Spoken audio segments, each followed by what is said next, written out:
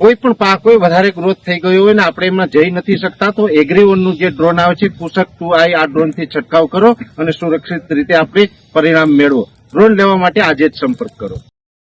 નમસ્કાર મિત્રો, ખાસ કરીને આજના વિડીયો આપણે હાલનો વરસાદ અને આવનારા દિવસમાં બીજો રાઉન્ડ ક્યારે આવશે, જે વિસ્તાર છે વરસાદથી વંચિત રહ્યા છે તેના વિશે પણ સંપૂર્ણ માહિતી આપવાની છે. સૌપ્રથમ હું આપને એ જણાવી દઉં કે અત્યારે આમ જોવા જઈએ તો આપણે ઘણા સમયથી વરસાદની આગાહી આપતા હતા.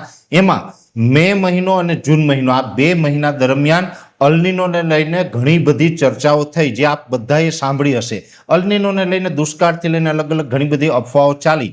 ત્યારે પણ આપણે એક જ વાત ઉપર અડગ હતા. મેં આપને જણાવ્યું હતું કે ભાઈ ભલે અલનીનો સક્રિય થવાનું છે પણ વરસ નબળું નથી થવાનું, ચિંતા કરતા નહીં. એ જ મુજબનું અત્યારે આમ જોવા જઈએ તો ગુજરાતના 80% વિસ્તાર, લગભગ 75 થી 80% વિસ્તારની અંદર સારા વર્ષની શરૂઆત થઈ છે. એટલે આની અંદર જે કારણ હોય કે અમને ખબર હતી કે ભલે અલનીનો સક્રિય થવાનો છે, અલનીનો સક્રિય થાય છતાં પણ જો આઈઓડી પોઝિટિવ હોય તો સારા વરસાદ પડતા હોય. એટલે આ ચોમાસા દરમિયાન આઈઓડી પોઝિટિવ રહેવાનો છે, જેથી કરીને આપણું ચોમાસું નબળું બિલકુલ નથી થવાનું. મેં આપને ત્યારે પણ જણાવ્યું હતું, આજે પણ જણાવું છું કે આપણે ચોમાસું પાક તો સારી રીતે લઈ શકશું, પણ શિયાળુ પાકના પાણીની વ્યવસ્થા પણ બધાને થવાની છે. એટલે એમાં કોઈ ચિંતા કરવાની જરૂર નથી. હવે બીજી વાત કરવાની છે આ હાલના વરસાદના રાઉન્ડની અને આવનારા દિવસના વરસાદના રાઉન્ડની. પહેલી વાત તો એ છે કે આ જે વરસાદનો રાઉન્ડ હતો એમાં જે વરસાદ જે વિસ્તારમાં પડ્યો છે એટલે કે 75 થી 80% જેવા વિસ્તારની અંદર વરસાદ પડ્યો, એટલે આને સાર્વત્રિક વરસાદનો રાઉન્ડ કહેવાય.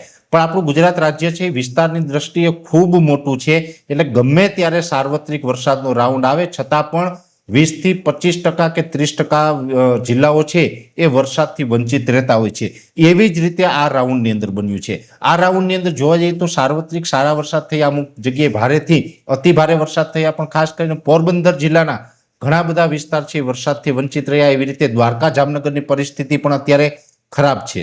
આમ જોવા જઈએ તો દ્વારકા જામનગર માટે આ ખૂબ લેટ થઈ રહ્યું છે. એટલે દ્વારકા જામનગરની અંદર પણ ઘણા વિસ્તારમાં વરસાદ નથી. એવી જ રીતે મોરબી સુરેન્દ્રનગરમાં પણ અમુક જગ્યાએ થઈ ગયો, અમુક જગ્યાએ બાકી છે. એ જ સાથે કચ્છ જિલ્લો છે, આમ તો સંપૂર્ણ કચ્છ જિલ્લાની અંદર વરસાદની ઘટ છે.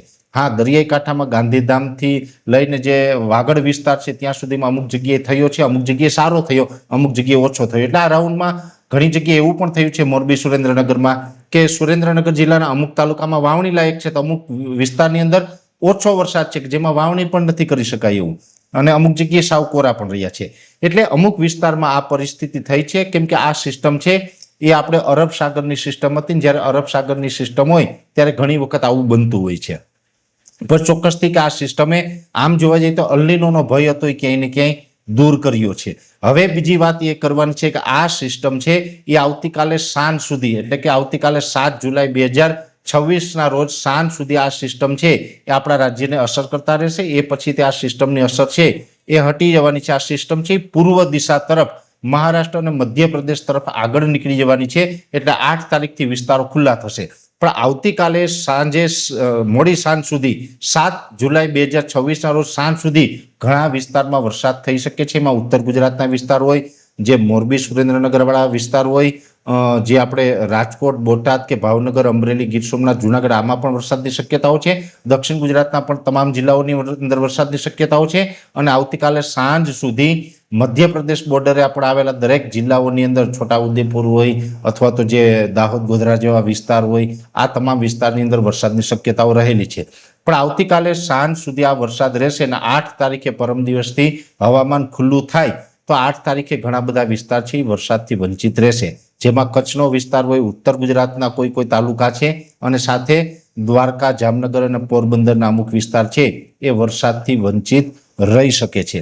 પણ હવે આપણે જોવા જઈએ તો આ રાઉન્ડ પૂર્ણ થશે ત્યાર પછી ઓફશોર ટ્રફ છે એ સક્રિય હોવાને કારણે છૂટાછવાયા હળવા મધ્યમ વરસાદ છે એ છૂટાછવાયા વિસ્તારમાં વરસતા રહેશે. એટલે એમાં પણ ઘણી જગ્યાએ ઘણા લોકોને લાભ મળશે. સારા વરસાદનો રાઉન્ડ છે એ 15 જુલાઈ આસપાસથી બીજો આવી શકે છે, કેમ કે બંગાળની ખાડી સક્રિય છે. બંગાળની ખાડીની અંદર એક સિસ્ટમ બનવા જઈ રહી છે. જોકે એ સિસ્ટમ બની અને કયા વિસ્તાર ઉપરથી પસાર થાય એના ઉપર નક્કી કરવાનું રહેશે.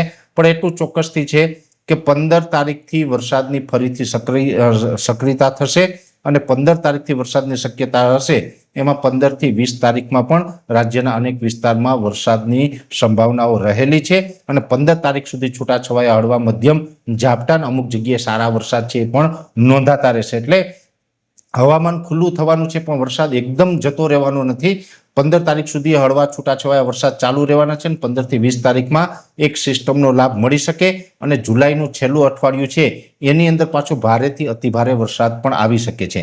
જેની અંદર જોવા જઈએ તો જે આપણે અત્યારે દક્ષિણ સૌરાષ્ટ્રના ભાગો હોય, દક્ષિણ ગુજરાતના ભાગો હોય એમાં જે અતિભારે વરસાદ પડ્યા આ પ્રકારનો માહોલ પણ કદાચ જુલાઈના છેલ્લા અઠવાડિયામાં જોવા મળશે. એટલે જુલાઈ મહિનો છે એમાં એવરેજ વરસાદ છે પડતો રહેશે, એકદમ સાવ નબળું નથી રહેવાનું. આશા રાખીએ કે જે વિસ્તારો છે આ રાઉન્ડની અંદર વંચિત રહ્યા છે, જેને વરસાદ નથી પડ્યો એને છૂટાછવાયા જે વરસાદ પડવાના છે એમાં પણ જો કદાચ લાભ મળી જાય તો ભગવાનની કૃપા સમજવાની અને બાકી 15 થી 20 તારીખની અંદર એને ફાઇનલ લાભ મળે એવી આપણે દ્વારકાધીશને પ્રાર્થના કરીએ છીએ. આપણે તો વિજ્ઞાન, ટેકનોલોજી અને સેટેલાઇટના માધ્યમથી પ્રિડિક્શન કરીને માત્ર માહિતી આપી શકીએ, પણ અંતે તો કરતા કુદરત છે. દ્વારકાધીશના હાથમાં બધું છે. એટલે દ્વારકાધીશ બધા જ ઉપર કૃપા કરે અને બધા જને સારા વરસાદનો લાભ છે 15 થી 20 તારીખમાં આપે તેવી આપણે પ્રાર્થના કરીએ છીએ. એટલે ખાસ કરીને હાલનું હવામાન અને આવનારા દિવસના વરસાદ વિશેની ખૂબ અગત્યની જાણકારી હતી આ વિડીયોના મારફતે આપના સુધી પહોંચાડવાનો પ્રયત્ન કર્યો છે. વિશેષ માહિતી છે નેક્સ્ટ વિડીયોમાં આપવામાં આવશે. અત્યારે આ વિડીયોની અંદર એટલું. અંતમાં દરેક મિત્રોને વિનંતી રહેશે આ વિડીયોને લાઈક આપીને દરેક ગ્રુપમાં શેર કરી દેવો. જો તમે અમને યુટ્યુબ ઉપર જોઈ રહ્યા હોય તો ચેનલને સબસ્ક્રાઇબ કરજો, સાથે ફેસબુક તથા ઇન્સ્ટાગ્રામ આઈડીને ફોલો કરજો. નમસ્કાર.